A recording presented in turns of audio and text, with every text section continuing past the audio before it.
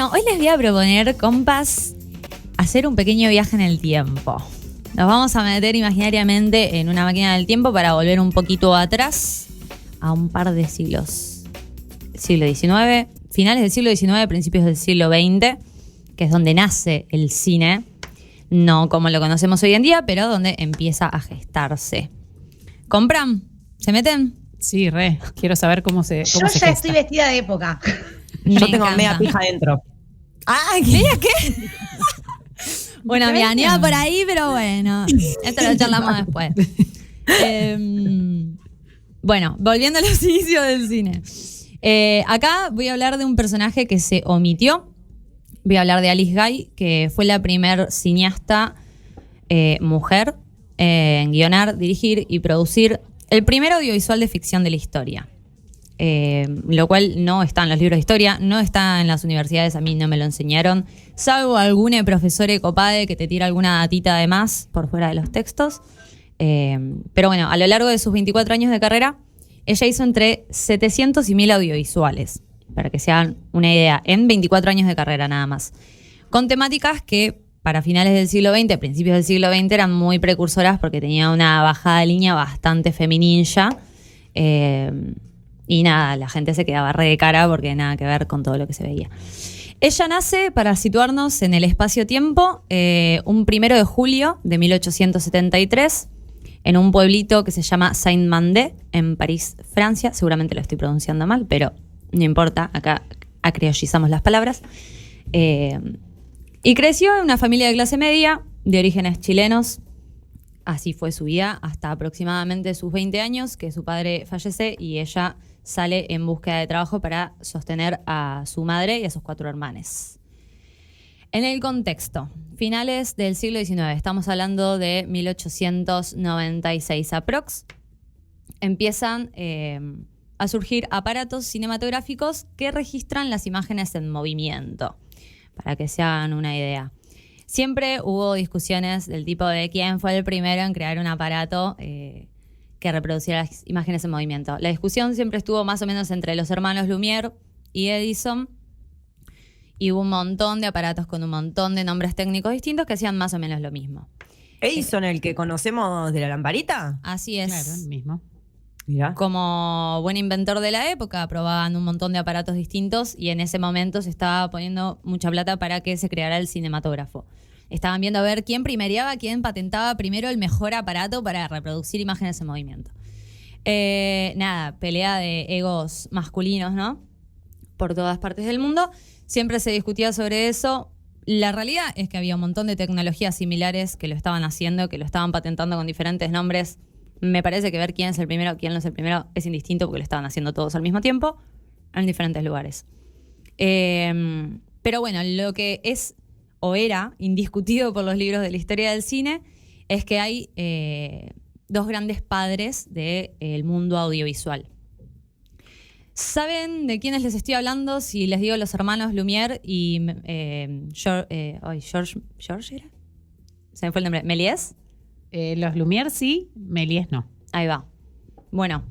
Yo tengo esta cara, la de la reina Isabel, de ni idea, la verdad. El sticker. Ah, bueno, me encanta. Les voy a introducir un poquito entonces. Los hermanos Lumière fueron los primeros documentalistas. Hay títulos como La salida de los obreros de la fábrica Lumière o La llegada del tren a la estación, que son como los títulos más conocidos de ellos. Pero bueno, ellos veían el cinematógrafo como un aparato científico para poder registrar la realidad, ponele, más documental. Y Méliès fue considerado el padre de la ciencia ficción, como el primero en narrar historias fantásticas. Así se enseña, así lo aprendí yo en la facultad. Es una gran mentira, porque antes de Méliès estuvo Alice Guy. Y nadie habla de eso. Qué bronca. Mucha bronca, así es. Nadie no. Nadie no. Alguien va a hablar. Y acá voy a hacer un pequeño paréntesis. La madre de Lola se indignó muchísimo con esta historia y me trajo la punta para que investigara y la verdad que sí, me metí re en esa. El nombre de Alice me había llegado hace un tiempo, pero bueno, nunca había considerado traerlo acá y me parece que está bueno para seguir charlándolo. ¿Cómo logra esta chica de clase media introducirse en el mundo del cine? Bueno, año 1895, se están ahí produciendo diferentes aparatos. Alice Guy tenía 22 años y estaba empezando a trabajar como mecanógrafa, que era lo que logró estudiar antes de que su padre falleciera. Y empieza a trabajar para el empresario e inventor León Gaumont. ¿Le suena el nombre? Ahí Sí, va. hay un cine muy conocido acá, supongo que se debe llamar por él. Exactamente. Un cine que amo un montón, que está ahí en Enfrente de Plaza Congreso. Congreso. Ahí va. Hace rato que no voy a Capital. Bueno, León Gaumont se dedicaba a manufacturar y vender cámaras fotográficas. Entonces como que medio estaba en el medio y los Lumière lo invitaron a él a que fuera a ver la proyección de la salida de los obreros de la fábrica. Y él le dice a Alice, che, venite, vamos juntos. Claramente no así, pero venía a ver qué onda. Este fue el primer documental. Y en la primera proyección, Alice estuvo ahí, acompañando a su jefe. Quedó totalmente flasheada e impactada por este nuevo aparato tecnológico. Imagínense que en la época lo más fino que había llevado la tecnología eran fotografías. Fotos, claro. Y hasta ahí era como, wow, otro mundo. Le invita a la prueba, ven la proyección, queda impactada. Ella, al margen de esto, ve otro tipo de forma de usar el aparato. Como que los hermanos Lumière solo documentaban y ella tenía muchísimo conocimiento sobre literatura porque su padre era profesor o algo así, tenía como muchísimo conocimiento que le había inculcado. Y aparte ella se dedicó mucho al teatro también. Entonces tenía muchísimos recursos sobre escenografía, maquillaje, vestuario, guión, interpretación. Y dice, esta es la mía. Encontré algo que me puede servir un montón para poder plasmar mis mundos. Y encuentra en el cine, o en los audiovisuales, mejor dicho, la idea de poder narrar más allá de la realidad, de poder crear una historia, de poder mostrar otra cosa. Por eso digo que es como la madre de la ciencia ficción, previo a Méliès, que es el que sí se reconoce por este género. Bueno, quedó reflejada. En el mismo momento le empezó a decir a su jefe, che, Gaumont, por favor, conseguime un aparato, necesito filmar algo. Fue tal la insistencia de Alice hacia su jefe que le dijo, bueno, ¿sabes qué? Está bien, te voy a conseguir el aparato, filmate algo, pero no puedes dejar de trabajar como secretaria. Condición número 1. Así que bueno, mal que bien, con las condiciones de la época, siguió trabajando y en sus tiempos libres empezó a filmar. Lo bancamos a Gaumont, que la bancó ahí, por lo menos prestándole. Por ahora. Ya me imagino. Se da vuelta. Por ahora todo, se portó. Ahora vas a ver que se siguió portando un poco más. Después, bueno, le saltó la mano, pero Okay. ahora vamos a llegar ahí. A mí me parece sorprendente que en la historia se haya borrado el nombre de ella, porque fue la primera en percibir que se podía poner una narrativa en lo que se estaba contando. Su primera obra, que fue para lo que le pidió la cámara, que le consiguiera la cámara Gaumont, se llamó El Hada de las Coles o El Hada de los Repollos, si lo ponemos en español, y data de 1896, o sea, tan solo un año después de que los Lumière sacaran su primer película. Ella saca este audiovisual tan solo un año después. Cuando al que se reconoce el padre de la ciencia ficción o de lo fantástico es Méliès con la icónica película Viaje a la Luna, que es de 1902, o sea, 6 años después. Data de color, ella vino antes, pero nada. Ambos, tanto Alice como Méliès, tenían una formación en teatro. Y no sé si saben lo que significa la palabra trucajes.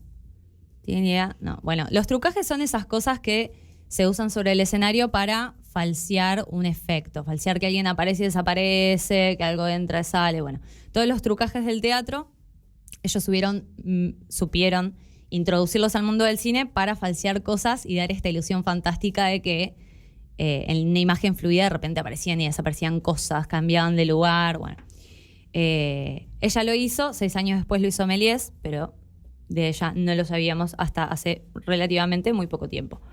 Pero bueno, todos estos trucajes eran experimentales, devenidos del teatro, Y con este audiovisual, El Hada de las Coles, ella le da vida a una leyenda de la época que explicaba de dónde nacen los bebés, básicamente.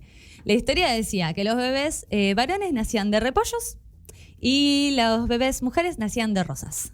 Se sabe. Es cierto. Eso se sabe. Claro, Eso es verdad. nos llegó. Eso es la Es muy realidad. cierto. Sustento teórico.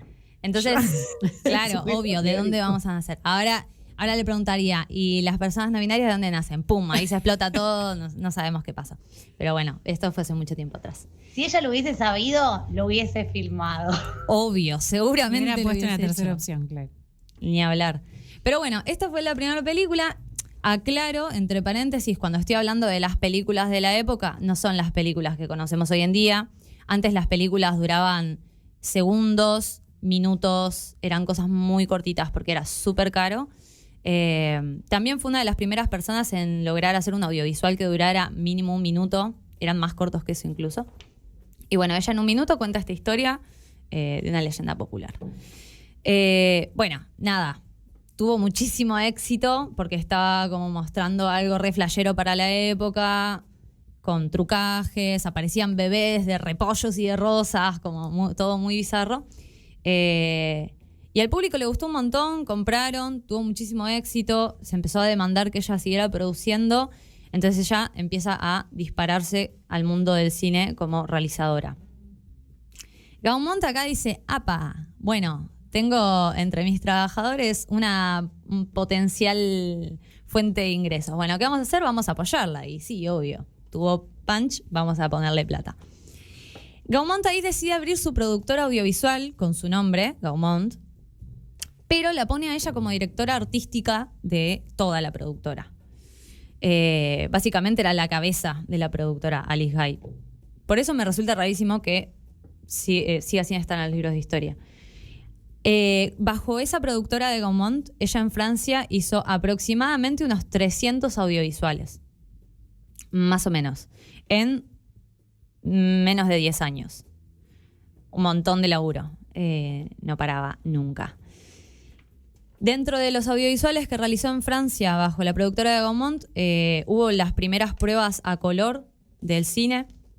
Estuvo la primera película con una superproducción francesa que se llamó La Crucifixión, que fue también la primera película en tener una sonorización con un aparato que se llamaba cronógrafo. Fue la primera superproducción sobre la muerte de Cristo, que contó con más de 300 extras, lo que para la época era una locura porque no se usaba tanta gente para filmar audiovisuales. También se la podría considerar la precursora de los videoclips musicales, porque en la época filmaba actuaciones de cantantes populares de la época haciendo playback y los montaba con música. Todo esto principios del siglo XX, o sea, imagínense, 1905, por ahí. Rarísimo. Bueno, nada, creció, vieron que pegaba un montón, siguió produciendo, en 10 años hizo como 300 audiovisuales. Y decide decir, bueno, hasta acá llegué, ¿qué puedo hacer para crecer? Bueno, vamos a Estados Unidos, la cuna de los audiovisuales.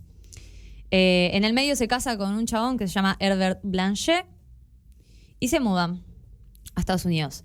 Herbert, su esposo, fue el encargado de generar una sucursal de la productora de Gaumont en Estados Unidos. Él tuvo a cargo de eso. Ella llega a Estados Unidos y arma su propia productora. Como cabeza, como productora, como todo. Y la llamó Solax Film Company.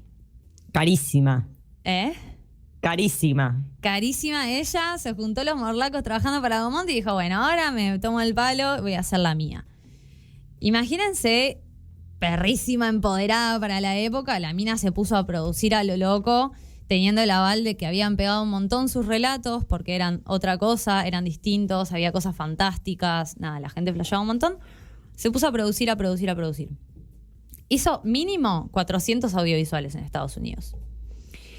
Hay muchísimos títulos, la mayoría son cortometrajes, por esto que les digo que cuando hablamos de películas de época no estamos hablando de una película de 1 hora, porque no se hacían tan largas en ese momento.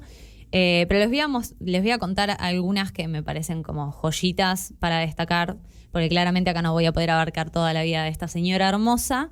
La primera se llama Making an American Citizen. En criollo, haciendo un ciudadano americano. De 1912, para que se hagan una idea. En la película, primero, muestra al esposo teniendo una relación de poder con su mujer y generando, no sé bien cómo decirlo, pero maltratando físicamente, teniendo abuso físico y de poder hacia su mujer. La somete a golpes, a trabajos forzados, a un montón de cosas. Y es raro cómo lo plantea Alice, pero bueno, estamos hablando de hace más de 100 años atrás, ¿no? Se ven diferentes escenas, el chabón maltratando a su esposa y de repente viene otro chabón estadounidense a pegarle un par de sopapos y decirle, no se puede tratar así a una mujer, che, vení que te voy a enseñar. Entonces como que... un buen macho te voy a enseñar. Claro, un buen macho enseñando al otro macho cómo no ser macho. Raro, pero bueno, para la época, imagínense que educando un poco... Para la época era re disruptivo. Ahora canchereamos diciendo, hace 20 años nosotros hubiésemos fascinado con ese juego. Claro, olvídalo. Pero bueno, hombres seleccionando hombres para que se corrija y termina como el final feliz es que el chabón logra corregirse y terminan siendo una pareja heterosexual divina sin tanta violencia de por medio, parece. Pero bueno. Ojo, ¿puede haber algo de eso en eso que reclamamos siempre a los chabones? De que vieron que los chabones entre chabones se encubren, eso, lo otro, como que, che, loco, así no se trata una mujer. Sí. No es mala. Y quizás, estaría bueno que vean estos videitos, ¿no? Como para, quizás hay que volver más atrás todavía. Hace 200 años que se lo venimos diciendo. Claro. Tal cual. Bueno, esa es una. En el mismo año hizo otra película que se llama A Fool and His Money, que es Un tonto y su dinero. Que la particularidad de esta película es que narra la historia de una familia de negres de clase media. Lo cual no se veía, porque siempre que se representaba a la comunidad afrodescendiente era como en la pobreza, incultos, como brutos, casi animalizándolos, de una forma bastante denigrante. Alice decide mostrarlos como una familia de clase media. La interseccionalidad de Alice, full en 1912, espectacular. Tremenda. Y también toma la decisión de usar actores racializados, que en la época no se utilizaba. Ella dice, no, lo va a representar la gente que lo tiene que representar, pero era innovador porque en ese momento se usaba el blackface en Estados Unidos. Se sigue usando en Estados Unidos y en el mundo. Pero claro, en ese momento la única forma de representar a un negro... Blancos pintados de negro. Blancos pintados de negro, tal cual. Sobre todo Griffin con El nacimiento de una nación, que es una película sumamente fascista, pero bueno, es un ejemplo puntual de la contracara de Alice. Pero bueno, súper precursora ahí, interseccionalidad a pleno. Y el último que les voy a mencionar, así como para no seguir hablando de su filmografía y tirarles algunas datitas más. 1906, cásense este título, por favor. Las consecuencias del feminismo. Así, cortita y al pie. Llegamos ahí.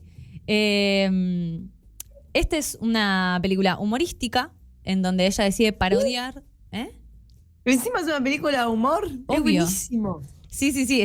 Recomiendo que la vean, es un corto de 16 minutos. Está bueno para ver qué se hacía el siglo pasado, a comienzos del siglo pasado. A comienzos de la historia del cine la mina estaba haciendo esto. No es casualidad que no esté en los libros de historia, claramente. Tal cual, la mina hace 100 años diciendo esto, diciendo feminismo, Flor Freijó, escuchá. Claro. Las consecuencias del feminismo. Bueno, ella parodia... Y aparte ya había consecuencias en ese momento y nosotros estamos acá como pensando que... Sí, pero hasta el título es irónico, porque ella lo que hace en el audiovisual es parodiar la concepción de los roles de géneros patriarcales. ¿Qué hace? Con el tono humorístico retrata un mundo distópico para la época en el cual los hombres adquieren el comportamiento asociado a las mujeres y viceversa. Entonces, mientras ves a las mujeres llegando del trabajo, fumándose un pucho, escabeando algo... Estoy de acuerdo, ¿no? Las minas con vestido de época, o sea, ni siquiera les cambió la ropa. O sea, las minas vestidas de minas, teniendo las actitudes de chabones. Y los chabones vestidos de chabones haciendo la comida, medio siendo sometidos. Esa es nuestra lucha, debería ser nuestra lucha. ¿Dónde está mi remera que dice... reivindico a Alice Guy. Ya la quiero. Yendo a hacérmela porque ahora te vas a indignar. Ahora te vas a indignar y vas a sacar la remera por 3. Pero bueno, ella lo que hizo fue retratar a la inversa los roles y puso a los hombres también planchando, cocinando, cuidando a los hijos. También ahí hay una cuestión de violencia que, bueno, las mujeres al tomar el lugar de los hombres como medio menospreciando a los hombres, viendo todo eso, marcándolo tal cual para, con sarcasmo, marcar estas desigualdades y la ridiculez de los roles que estaban impuestos. Nada, tuvo muchísimo éxito Alice en Estados Unidos. Su productora llegó a ser una de las más importantes de comienzos del siglo XX. Pero, adivinen qué pasó. ¿Qué se imaginan que pudo haber pasado? El patriarcado. No, pero ¿en cuál de todas sus modalidades? Claro. Porque el patriarcado puede ser la mataron a piñas o no sé, o la Hay algo metieron peor en que un te locura. maten, Micaela, y es que te olviden. Y eso fue lo que nos hicieron. Nos hicieron olvidar a Alice Guy. Sí. Che, No. yo prefiero que me olviden a que me manden a piñas igual, ¿eh? Bueno, no la mataron, tranqui, no la mataron. Estamos bien. Pero casi que la enterraron en vida un poco. Alice empezó a maternar, tuvo hijes, empezó Ahí a está. ser madre. Pero aún así y todo, teniendo 2 pibes bebés, seguía con un ritmo de 3 rodajes por semana. Que yo no sé si alguna vez estuvieron en un rodaje, pero un rodaje es sumamente agotador. Me imagino más en esa época con todo lo que habría que medir. Pero bueno, al estar haciendo 3 rodajes por semana y maternando, decide pasarle la gerencia de la productora a su esposo, a Herbert. El Herbert, vamos a decir. ¡No! Grave error, hermana, grave error. ¡No! Claro, pero ella dijo, es mi esposo, ¿en quién voy a confiar? Y bueno, obvio. Herbert se había quedado sin trabajo porque Gaumont lo saca del puesto de la productora que tenía en Estados Unidos y le dice, bueno, vení, trabaja conmigo, te cedo la gerencia, yo voy a seguir produciendo. El chabón estaba verde de envidia, destilaba una cantidad de fragilidad masculina increíble, no soportaba que su esposa fuese exitosa y no soportaba que se estuviese haciendo famosa antes que él. Era obvio. Obvio. Entonces, ¿qué hace? Cuando toma la gerencia de la productora, usa todos los recursos, el estudio, las cámaras, las luces, los actores, o sea, todo, y crea su propia productora. Medio como que le hizo un vaciamiento ahí, como que le tomó todos los recursos y empezó a producir sus cosas. La dejó medio en banda y le dijo, ¿sabes qué? Me enamoré de esta actriz, me voy a Hollywood, ni nos vimos. La dejó ahí sola. No. ¿Cómo se llamaba el marido? Herbert, ya te digo el apellido, Herbert Blanchet. Horrible el Herbert. Por envidioso encima, porque podrían haber sido alta pareja exitosa. Bueno, no. Imagínense que en la época, por más fuerte que fuese esta señora, socialmente no estaba muy bueno lo que estaba pasando, se habían divorciado y ella, avergonzada por la situación y todo lo que estaba pasando, decide vender la empresa en 1922 y volverse a Francia con su familia. No, este hijo de yuta nos privó de alto Sí. cine. Yo estoy indignada. Sí, indignadísima. Nada, ahí ella piensa que puede volver a introducirse en el mundo audiovisual de Francia. Toda la familia Gaumont le cierra las puertas, la dejaron prácticamente en banda. No pudo volver a insertarse en el mundo audiovisual, por lo cual deja de filmar. Ahí termina la carrera audiovisual de Alice después de 24 exitosísimos años. Se vino a pique de toque. Y bueno, voy a hacer un picadito para ir cerrando la idea. Lo machirulo de la situación. Nunca fue reconocida por el medio audiovisual ni por la historia del arte ni cinematográfica. En la época los derechos de autor de las obras eran de las productoras y no de los directores, por lo cual ella no percibió ganancias de sus obras luego de vender Solax. Sus colegas, sobre todo directores de fotografía varones, se peleaban para adjudicarse la autoría de las obras de ella. Gaumont la menospreció como realizadora, despojándola ahí un poco a la sombra del olvido, diciendo que no había sido tan importante, que no había tenido tanta relevancia, que ella no había hecho todas las cosas que había hecho, y se lo adjudicó a sí mismo. Así que Gaumont no era tan piola, porque encima después Pero ni vamos a siquiera le dio aprender trabajo. ese cine de mierda. No, el cine no. El cine no, podemos tacharle el nombre y ponerle el nombre de ella. Alice Guy. Alice Guy. Obvio, me reencanta esa idea, te rebanco. Y tristemente durante la Primera Guerra Mundial se perdieron gran cantidad de sus obras porque no se conservaron los fílmicos originales. Los fílmicos son de plástico. Muchas veces se reutilizan para hacer peines, imagínense. Pero bueno, ahí se perdió un montón de su obra. Lo lindo, como para que nos vayamos un poco más arriba con datita más, un poco más feliz. A sus 67 años decide volver a Estados Unidos. ¿Para qué? Para reclamar los derechos de sus obras y los originales que quedaran dando vueltas por ahí. Lo consigue. En ese momento, cuando vuelve y está en toda esta tramoya de conseguir sus originales y los derechos, empieza a escribir sus memorias y dedicó los últimos 30 años de su vida a contactar historiadores y comunicadores que contaran su historia, pero no tuvo mucho éxito, la verdad. Quedó medio encajonada. Y la reparación histórica llegó, pero tarde, porque llegó luego de que ella haya muerto. Pero lo bueno es que llegó. Cuando su hija Simone Blaché consiguió que se publicaran las memorias de su madre, que había escrito cuando volvió a Estados Unidos, consiguió publicarlas en 1976 en francés, para que se den una idea. 10 años después se logró traducir al inglés y recién recién este año se tradujeron al español por una editorial chilena que se llama Banda Propia. Nada, recién un siglo después estamos pudiendo conocer más la historia de ella. También a finales del siglo pasado, o sea, 1970s, finales de los 70s, hubo una... No lo tengo anotado acá, pero habían hecho como un ensayo de revisionismo de la historia de ella y ahí es donde empieza a salir también toda la historia. Y recién en el 2018, Pamela Green, una directora, elige hacer la película de Alice Guy y se llama Be Natural, The Untold Story of Alice Guy. En criollo, Sé Natural, la historia no contada de Alice Guy Blaché. Recién en el 2018, pero bueno, llegó. Estuvo en festivales, por lo que sé ahora está en Amazon, no la pude ver por este motivo, pero bueno, esperemos que pronto se libere para poder meternos un poco más ahí. Y hay cositas de ella que sí podemos ver, si nos hay muchos metemos en la cortometrajes. internet. Sí, en YouTube Bien. se pueden ver un montón de fragmentitos y de cortometrajes que están libres para todo el público.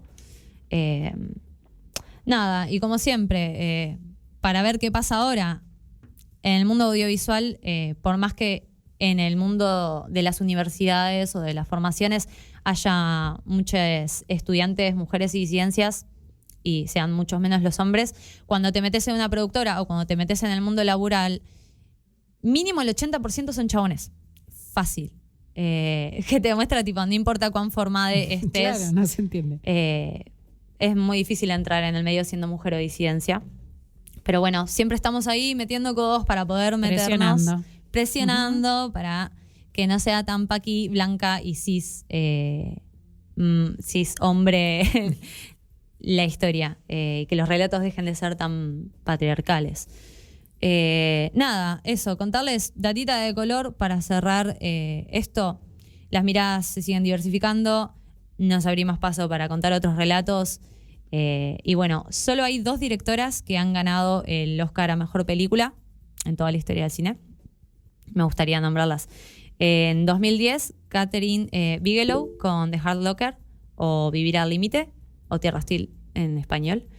Y este año, Chloe Zhao, supongo que se nombra así, ganó con Nomadland. Fue la segunda mujer en la historia en ganar el premio a Mejor Película y Mejor Dirección. Pero bueno, nada, me gustaba traer la historia de ella un poquito como para contarles y que nos actualicemos en esa, reviendo nuestra historia. Y para cerrar, preguntar eso, como cuántas historias y cuántos personajes nos estamos perdiendo solo porque los medios hegemónicos no les parecen importantes y o redituables o no les interesan que lo sepamos para poder tener una base histórica de nuestro movimiento. Bueno, vamos a por ahí, ¿no? Vamos a por ahí. Empezar a contar estas historias. Así es. Me encantó. Mucha data aparte, muy prolífica ella. Sí. Así que gracias, Ayu, por la Me encanta. datita que nos trajiste.